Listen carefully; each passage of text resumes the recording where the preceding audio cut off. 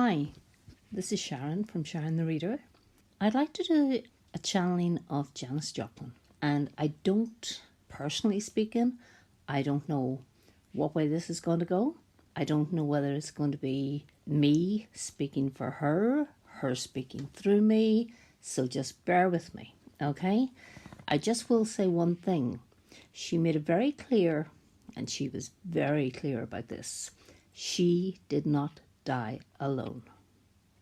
Because I think most people are under the impression that, yes, she died alone. But she said no, that was not the case. Okay, let's see. Let's just see who's going to be talking here, whether I'm relaying a message, whether she's simply talking to herself. The night of her death, the night of my death, I needed a fix bad. And I contacted my own dealer. No, he was not available. He was actually out of town. Someone else picked up the phone. They said they could get me fixed up. We made a time. We made an arrangement. He would come to my hotel room. I would get the goods. So I waited. He came. I was told his name was Joey. And I thought, well, my own dealer was friendly enough. Maybe we'd have a drink. Maybe we'd smoke a cigarette. It was just going to be a pleasant evening. He came. When he came in, he announced himself as Joe. So there was no friendliness. It was just, I'm Joe. Here's your stuff. I paid him. Once that was done, I put the band around my arm. We all know how it's done, right? The band around the top of my arm, clicked for the vein, went in. Joe was still in the room. Then, without any warning, I just blacked out. Now, you'll hear people saying that I went down for cigarettes after I fixed. No. I went down for cigarettes before I ever had a fix. Because once that went into the vein, I was over. I was out. I was gone. He then left the room. Then after that, and this I could see from looking down on myself because I had fallen between what I would call the nightstand and the bed.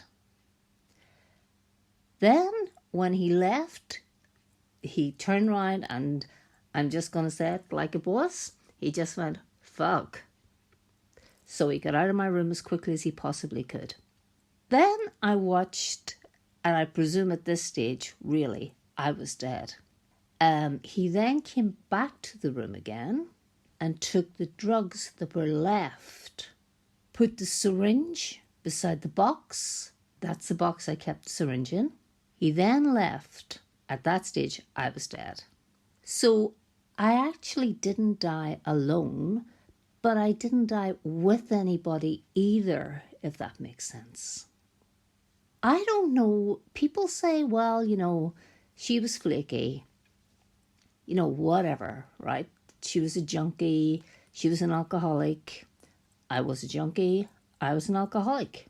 And I used to even wonder myself, why? What is wrong with me? It's me. There's something with me. Because everyone told me it was me. And to them, yes, it was me. My parents, same thing. They presumed it was just me. I was a misfit. And I'll be honest, up until roughly the age of 4 or 5 as a child, I can remember not being an unhappy kid. I was okay. I seemed to fit in, right? And then suddenly I just didn't fit. I didn't fit with what people wanted. I just was not the same as other people. And that's not to say that there was anything different about me or there was anything wrong with me. It was just where I grew up. Where I grew up, there was a type of person, and you had to be that type of person. And I wasn't that type of person. And I couldn't make myself be that type of person. So that then led to eventually just basically being completely left out of everything. Probably a joke to most people, in school and in college when the time came as well. So at the end of the day, I started to believe it was me. It really was me. I will say one thing. I did have friends when I was in school and in college, but they were guys. They were all guys, and at the end of the day, they just took me as I was, and I was just one of the guys. I wasn't a girl. I wasn't, someone they sought out to be with, to have a relationship with. I was just one of the guys, and I liked it. I liked it because they did accept me for myself. Time went on, and are you going to make it? Are you not going to make it? And I really was pretty screwed. I was on speed, and with speed you lose weight rapidly. So I would honestly say that when I did go home, I was completely undernourished. I guess you could say today, you would say, well, she was anorexic. But it wasn't through trying to lose weight. It was the effect of the speed. Got home to what I always felt was a prison to me, where you're just not understood, where you're not loved in the way I needed to be loved. And I always needed to be loved. Being loved to me was the most important thing in the world. But there was two sides to my personality that I had no idea at the time.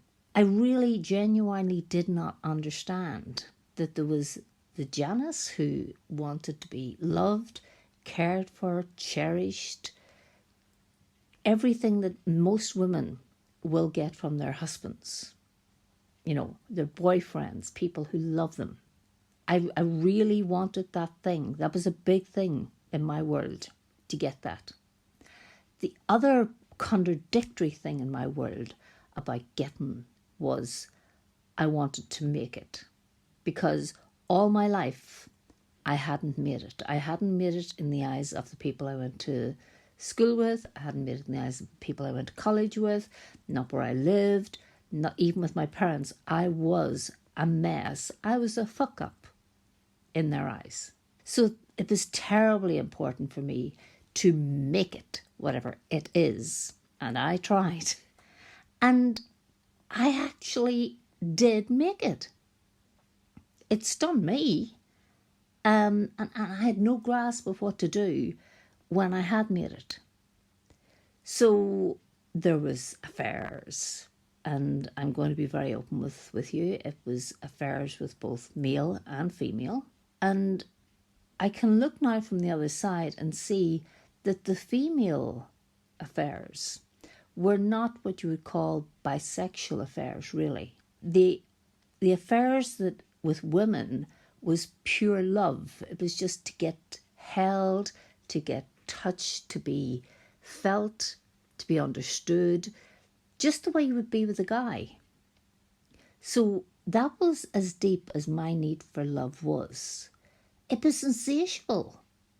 If the world loved me, and it took the world to love me, then I would have been okay. I would have achieved what I wanted as regards love. But if 95% of people loved me and 5% of people didn't, I was still a fuck up. I was still a screw up. There was no in between with me. You had to love me fully, completely, endlessly, constantly. I had to know that I was your number one, whoever the you was at the time, and there were many. And and it was a conscious decision, I never sold myself out. I made that choice, I would never sell myself out. And I didn't. I really genuinely never did.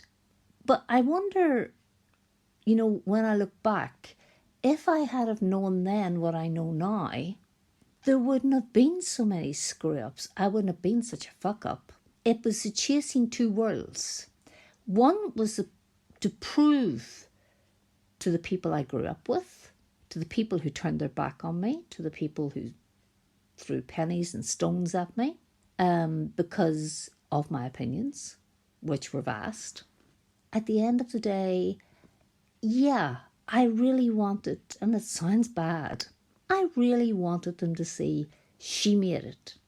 I'm still sitting in Texas. I've done nothing. But she made it. And that was me. And that would have been me. I made it. Against every odds that there was, I achieved. I made it.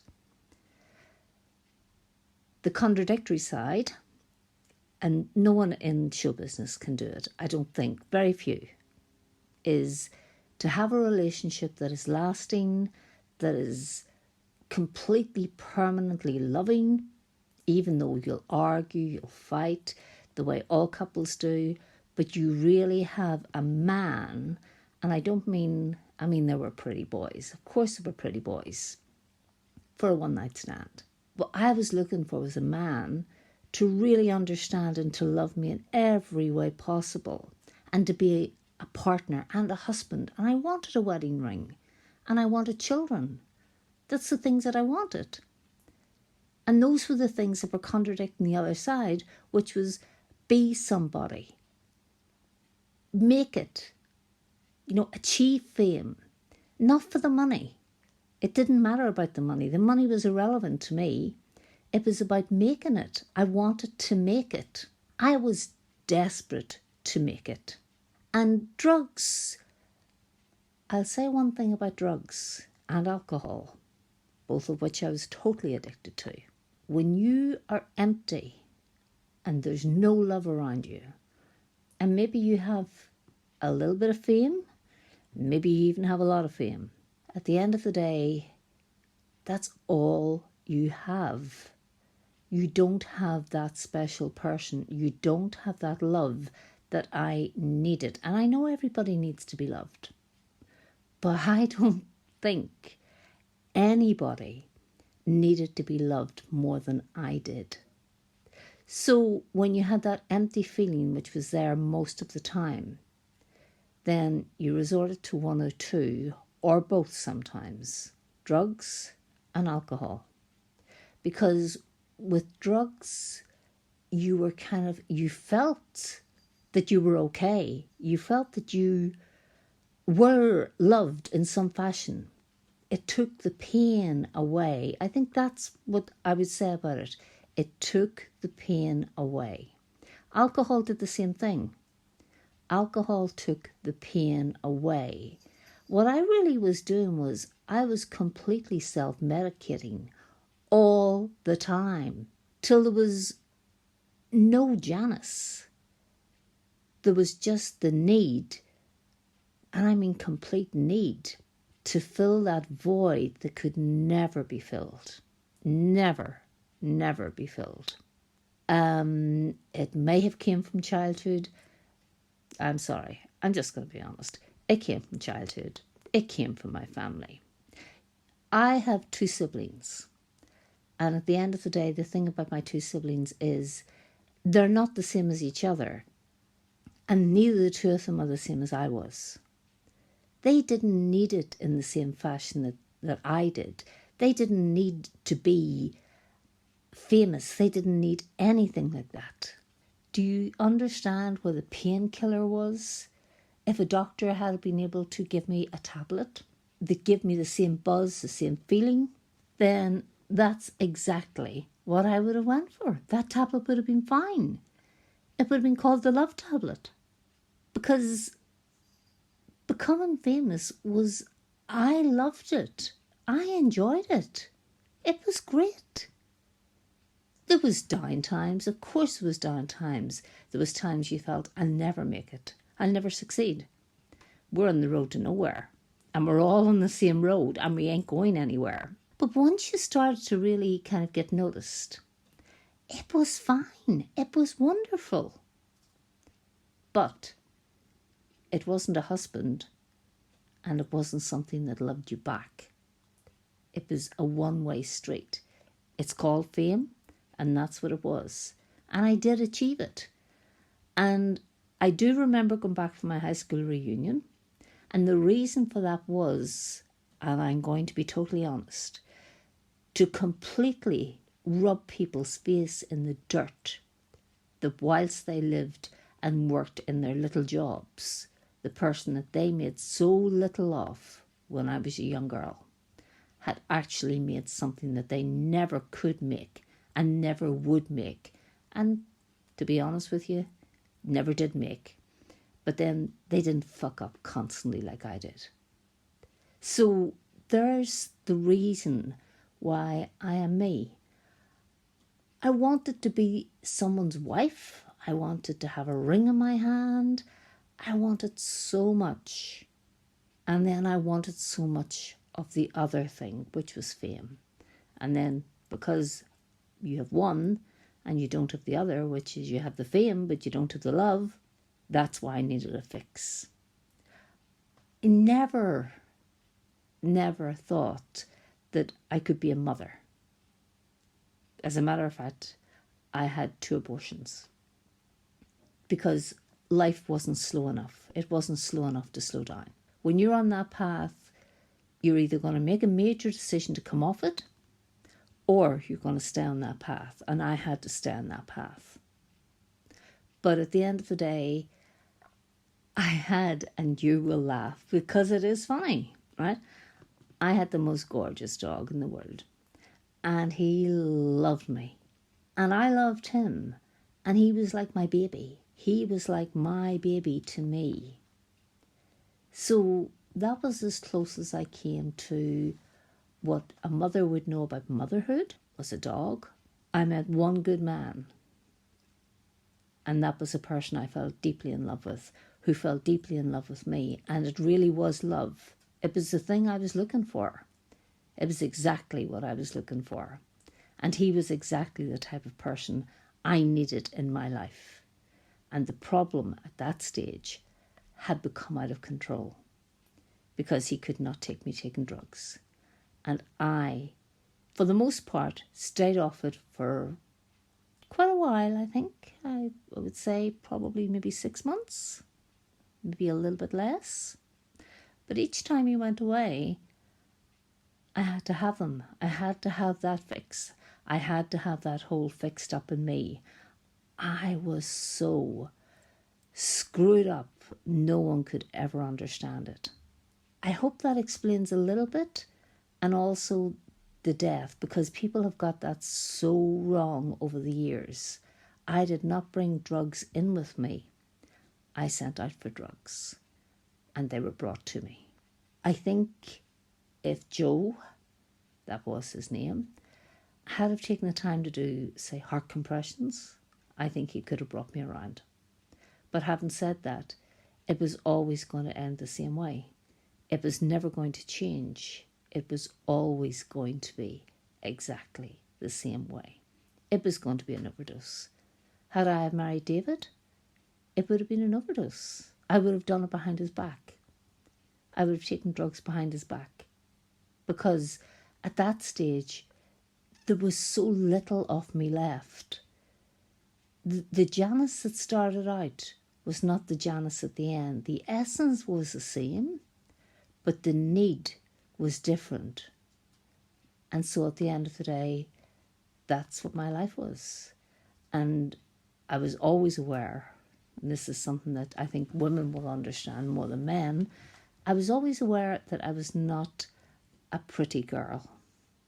And everyone around me was. Everyone around me was pretty, beautiful, stunning figures, skin, hair to die for. Just everybody was that thing. And I never, ever was that thing. My hair was a mess. I had really bad breakouts of skin, seriously bad breakouts. There was so many things. I put on so much weight when I was a teenager. It was kind of like, give up. Just give up on it. You're never going to be like these people. And I didn't want to be like them, but I wanted to be accepted like them. And I was never accepted like them. So I was always just Janis, the screw up, the fuck up. That was me. And then I will say one thing. I always tried to be very controlled on the outside and laugh things off and joke things off, and nothing was that serious, and we were into love, flower power, all that stuff. We were all into that groove, if you want, at that point in time. But at the end of the day, that's where it ended. It wasn't real. I believed it actually was real. It wasn't real. It came to a real bad end. I saw a lot of my friends die with overdoses. And at the end of the day, it just was like an illusionary life. But the one thing I will say, and it's probably the only thing that I'll say about myself that was good, I had a great voice. I had a great voice. And it was natural. And that's one thing I always did take pride in. I mean, I know it's funny, but I know Sharon laughs because she thinks, how can you possibly think you weren't attractive? She would say she thinks I'm very attractive. She actually has said, you have beautiful eyes. To me, I was never beautiful. There was nothing beautiful about me. Nothing. It wasn't there. I wasn't like the other girls. I was just such a mess. And my family made me feel as if I was a mess. Not my brother and sister, but my mum. My father, not so much. But my mum, definitely made me feel as if I just was worth nothing. So that was the story of my life, and that was the true story of my life. And at the end of the day, I really hope that someone takes this to heart, because on the other side where I am now, we actually can do jobs. We can work, which is kind of funny. You don't think, oh my God, I'm going to the other side to work. But you do, and you're given a choice. You don't have to. But my choice was that the people who didn't believe in themselves, and the people who had hang-ups about their looks, about their life, about not fitting in, not being a part of, they were the people that I set out to help. And that's the job that I undertook when I came to this place. And I am happy, and I would never wish to reincarnate. I would never wish that on myself. That would be the last thing I would ever want, to reincarnate. That would just be a living hell. Here, I'm happy. I sing, believe it or not, and it sounds so funny because people go, oh, they must all jam on a Saturday night. No, we don't jam on a Saturday night, but you can do what you want. But to be honest with you, the job that I chose was to look after people who had no self-esteem, who didn't know where they were going, who were maybe hung up on drugs, or even the children of those people who were, because I knew that the hand-me-down was going to be you're less than. And that's exactly how I always felt. I always felt less than. I don't feel that way today. But I do remember what it was like when I was down where you are today. I'm thinking of yous. I still love the people that I met around me. I met some wonderful people, and I have some fantastic memories, and I mean magical memories, of people who did love me as a friend. And then, as I say, there was David, and no one can take that away from me either. So this is Janis, and Sharon didn't know which way this was going to go, but I thought this was better coming from me. Otherwise, yes, it's her voice, and she's aware that, yes, I'm using her voice.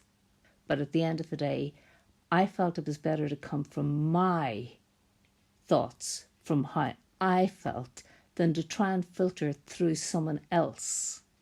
I'm going to say, take care, stay cool, do better than I did in life. Know you're worth something. Know you are somebody. And live and be very happy. And when you're here, when that time eventually comes, pick a job you want to do. Pick something that makes you feel good about yourself and do good to those around you. Love, Janis.